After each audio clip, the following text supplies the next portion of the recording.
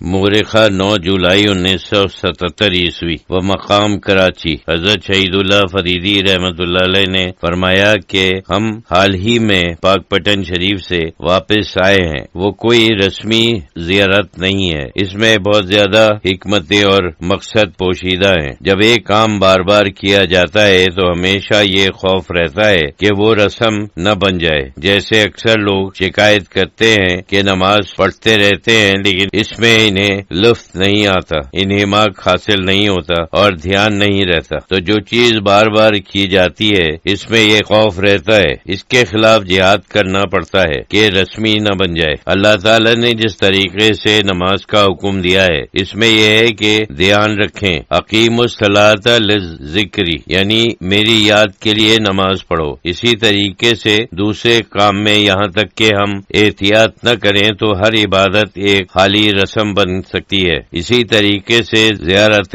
قبور اولیاء اللہ یعنی مزاروں پر حاضری دینے میں بھی اگر ہم احتیاط نہ کریں تو کچھ نہ کچھ رسم داخل ہو سکتی ہے۔ تو اس بات کی احتیاط کرنی چاہیے، مقصد سامنے رکھنا چاہیے اور پھر حاضری کے بعد محاسبہ کرنا چاہیے، یعنی اپنا حساب کتاب کرنا چاہیے کہ ہم نے کیا حاصل کیا، ہم کو کیا فائدہ ہوا اور ہم نے وہاں کی برکات سے کتنا فائدہ حاصل کیا۔ وہاں کی بعض صفتیں ہیں۔ سب سے بڑی صفت جو انسان وہاں محسوس کرتا ہے اور جو ایک حقیقت ہے وہ ہے انہماک۔ انہماک کے معنی ہیں کسی چیز میں محو ہو جانا۔ محویت ایک خاص چیز ہے جو وہاں حاصل ہوتی ہے۔ محویت اس طریقے سے ہوتی ہے کہ انسان وہاں ایک واحد مقصد میں گھر جاتا ہے، کوئی اور خیال اس کے دل و دماغ میں کم آتا ہے۔ یہ تو ایک عام قسم کا احساس ہے، لیکن اس سے آگے بڑھنا چاہیے۔ عام احساس کے لیے خاص طور سے سفر کر کے زیارت کرنے کی ضرورت نہیں ہے، وہاں تو خاص احساسات ہونے چاہیے۔ اس وجہ سے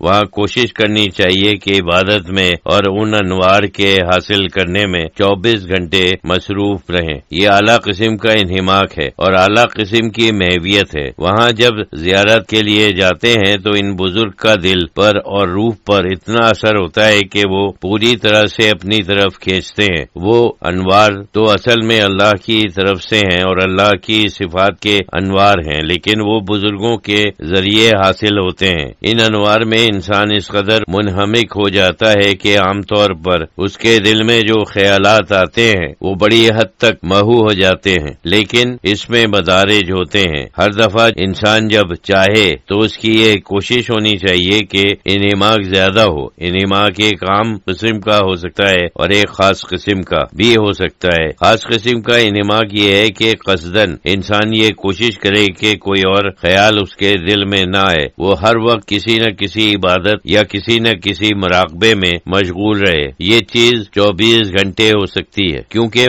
مدت تھوڑی ہے اس لیے اس میں پوری طرح سے 24 گھنٹے منہمک ہو سکتا ہے۔ وہاں جانے کا مقصد یہ ہے اب جب دنیا میں واپس آتے ہیں تو جو نفسانی چیزیں وہاں بھول گئے یہاں یاد آ جاتی ہیں، تو وہ دنیا کے معاملات میں کچھ اور ہی صفات کی ضرورت ہوتی ہے۔ جیسے ہم عقل معاش کہتے ہیں، اپنی عقل کو مختلف تدبیروں اور تفصیلات میں مصروف کرنا پڑتا ہے، تو یہ بالکل ایک دوسرے قسم کی دنیا ہے جس میں نفس کا عمل زیادہ ہے۔ وہاں ایک چیز دیکھی جاتی ہے کہ جس وقت نفسانی چیزیں سامنے آتی ہیں تو وہ بھی کچھ نورانی ہو جاتی ہیں۔ مثلا کھانے پینے اور سونے میں بھی ایک قسم کا روحانی لطف ہوتا ہے۔ اس کے معنی ہے کہ وہاں نفس روح کے تابع ہو جاتا ہے، اس کو اپنی طرف الا آنانی کی اجازت نہیں دی جاتی۔ یہ نہیں کہ اسے مٹایا جاتا ہے بلکہ وہ کچھ منور ہو جاتا ہے، اس میں کچھ نور پیدا ہو جاتا ہے، اور عام طور پر چاہے ہم نفسانی چیزیں کہتے ہیں وہ بھی وہاں کچھ نورانی معلوم ہوتی ہیں۔ یہ بھی ایک اعلیٰ قسم کی محویت ہے۔ جس وقت ہم ان چیزوں کے اوپر غور کرتے ہیں تو